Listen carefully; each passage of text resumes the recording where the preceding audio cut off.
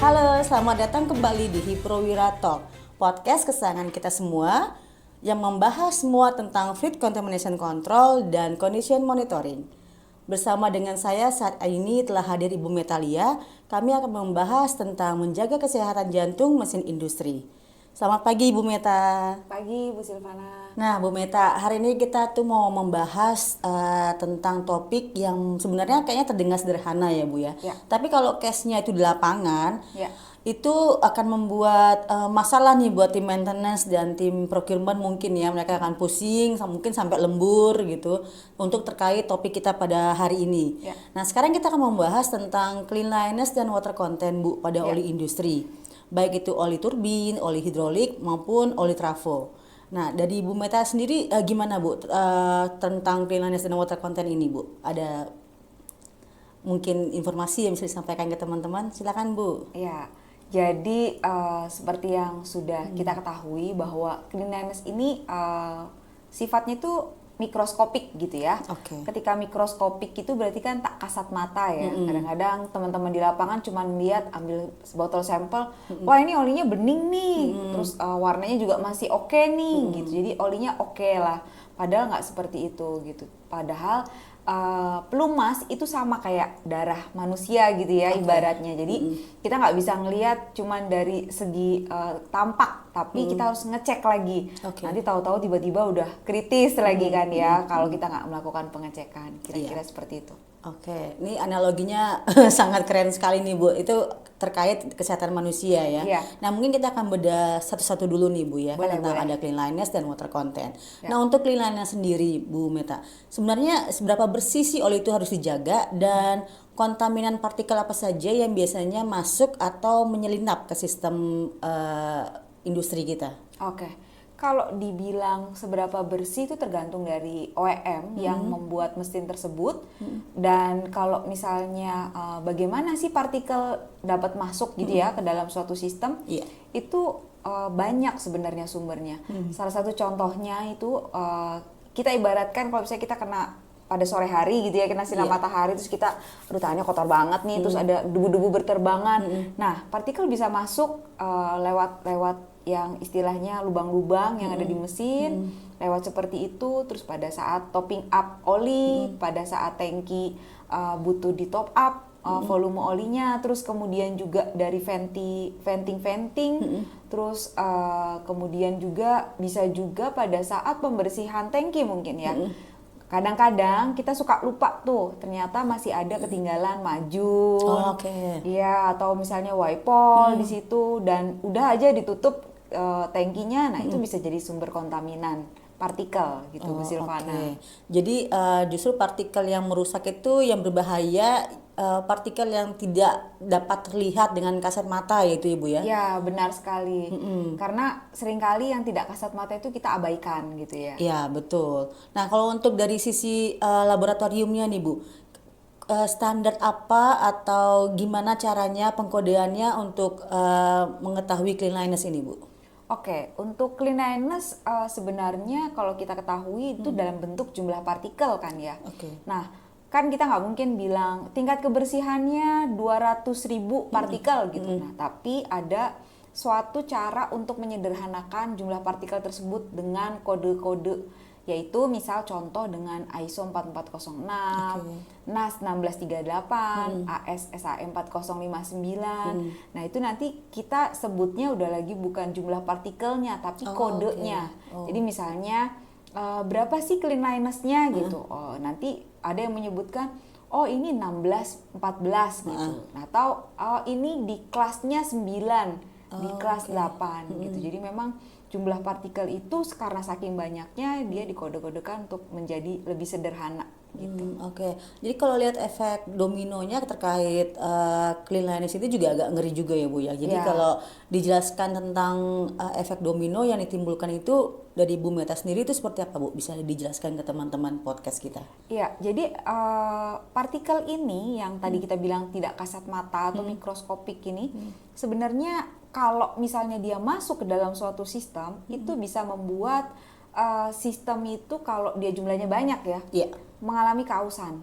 Oh, oke. Itu akan regenerate terus. dia tidak mungkin satu udah generate dia akan berhenti gitu, kecuali memang ada lakukan treatment tertentu. Tapi kalau ini tidak. Jadi kalau misalnya kita nggak maintain berapa monitoring, lah itu akan regenerate terus dan jumlahnya semakin banyak. Efek dominonya seperti itu. Selain itu, ketika itu dilakukan dengan tempo waktu yang lama, itu akan membuat sistem itu akan bisa breakdown atau misalnya rusak. Contoh kayak misalnya di bearing gitu ya, ketika partikelnya banyak, komponen-komponen istilahnya kayak part-part di bearing itu dia istilahnya tergerus lama kelamaan, posisinya dia udah tidak ini lagi, tidak ngecekrem lagi gitu ya. Nah itu pasti akan ngebuat mesin jadi mati gitu, jadi tiba-tiba mati dan bisa breakdown dan akhirnya menimbulkan efek yang begitu besar, harus keluar cost lagi untuk membeli yang baru seperti itu. Jadi kalau kita tidak melakukan maintenance gitu ya ke sistem kita, apalagi khususnya terkait kontaminasi partikel ini, itu dampaknya luar biasa ya Bu ya? Benar. Oke, ini menarik Bu untuk terkait cleanliness ya. Mungkin kita bisa masuk ke yang kedua untuk yang water content nih Bu.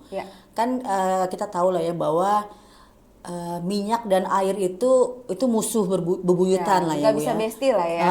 Jadi kontaminasi itu kan tidak hanya dari partikel padat ya, tapi juga bisa dari air.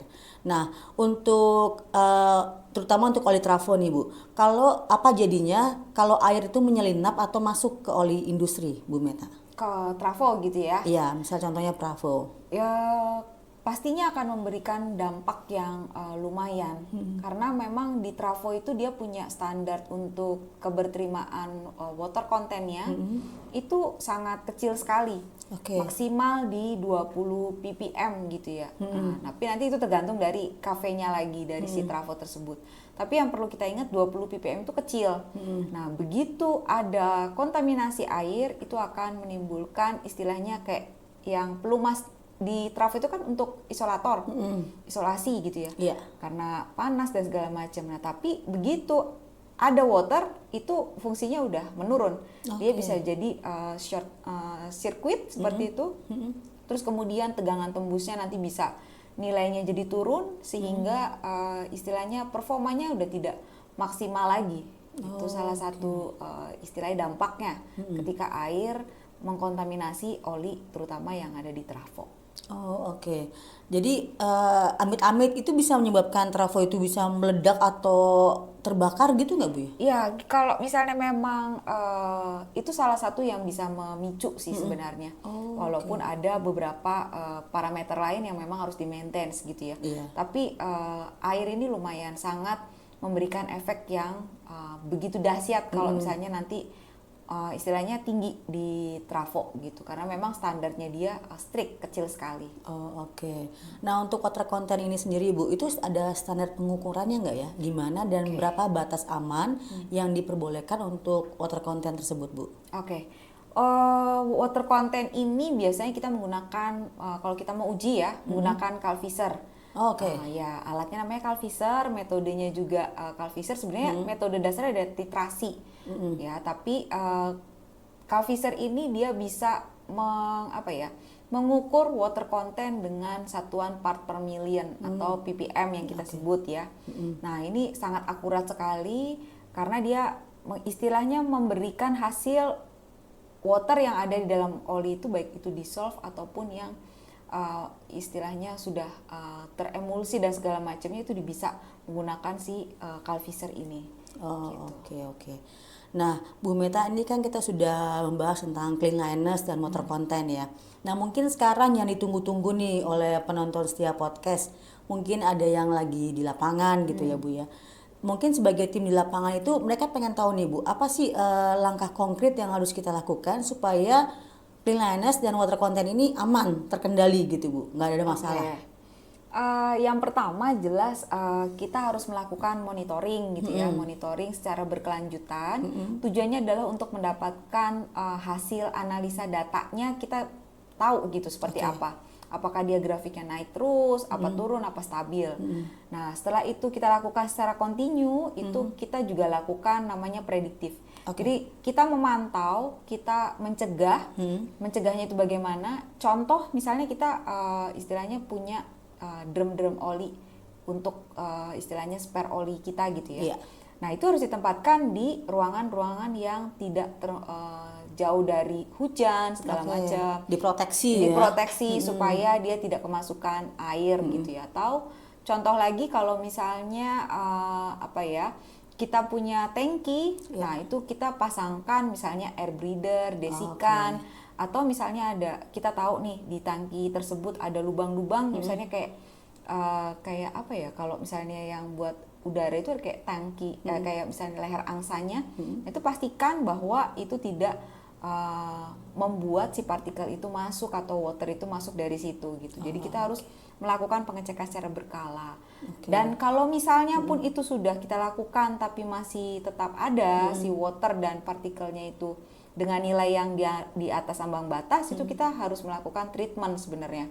Supaya mereka itu kontaminan itu nilainya turun atau kalau bisa malah dihilangkan gitu ya, dengan mencari istilahnya root cause sebenarnya di mana sih ini posisi salahnya, bukan salah ya, posisinya akar permasalahannya itu dari mana? Apakah dari yang tadi saluran-saluran yang udaranya atau memang olinya sudah terkontaminasi dari adanya kebocoran dan segala macam. Jadi tetap harus melakukan treatment untuk mereduce semua itu. Oke, mantap sekali. Jadi intinya preventif maintenance itu jauh lebih murah ya Bu daripada kuratif ya. Jadi kalau kita akhirnya bawa sampel ke lab, uji lab, atau akhirnya kita harus melakukan treatment dengan sewa alat untuk filtrasi atau purifikasi, itu jadi nggak seberapa dibandingkan harga satu unit trafo atau turbin yang rusak atau malah produktivitas jadi menurun gitu ya. Sama kayak ibaratkan kayak misalnya kita ngecek bulanan gitu, cek darah gitu ya, bulanan, terus kan jadi kita tahu kolesterol saya naik nih, saya harus melakukan apa, prediktifnya apa gitu ya. Tapi kalau misalnya saya nggak melakukan itu, tiba-tiba jedeng gitu, kolesterol gitu saya itu langsung naik. Nah kita opnam, biaya opnam kan pasti lebih besar ya. Seperti waktu itu. Bersama keluarga juga berkurang. Nah betul sekali Bu Silvana. Wah ini seru sekali Bu Meta pembahasan kita pada hari ini. Nggak terasa kita udah sampai di penghujung podcast kita pada hari ini. Untuk teman-teman sobat podcast, teman-teman Hiprawira Talk yang mungkin sekarang lagi di rumah, di kantor, mungkin atau lagi di lapangan yang sedang mendengar atau menonton podcast kita pada hari ini, kiranya mendapatkan insight baru nih tentang pentingnya menjaga cleanliness dan water content pada oli atau sistem kita. Mungkin sebelum kita akhiri podcast kita nih Bu Meta, ada yang mau disampaikan untuk teman-teman setia podcast Hiprawira Talk? Silakan Bu Meta. Pantun boleh? Boleh. Saya kasih slogan aja ya. Oke. Silakan Bu Meta. Keep it clean untuk sistem gitu ya. Keep it clean system.